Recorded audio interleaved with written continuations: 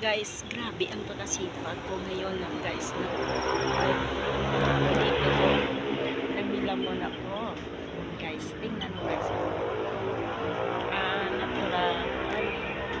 Ani guys, bago lang ako nagabangon-bangon guys kasi nakasakit ako guys napilit ko lang na ano ko lang guys ang pakasama pagkaramdam ko ngayon guys kung sakit pang ang ulo ko guys kasi grabe nang ako ng tik ng bulong para sa maintenance ko guys.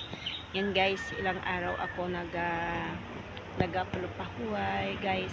Dito ako puro ko nagapalaway ako guys. Ang trabaho ko lang na ako pabayaan kasi may nagasahod sa akin guys dito pakonsulhan naman sila dito. Nandito ako guys, so nagapahunay-hunay sa amang gardenan. Dito ako sa gardenan guys. So, tingnan mo na nga guys, ang mga gabi ko guys, so tingnan mo na guys, so hindi ako alam kung sino ba nagapangwa dyan. Na guys, so nandito ako guys, nagaplupong ko guys. Tingnan mo guys, sipagan ako guys,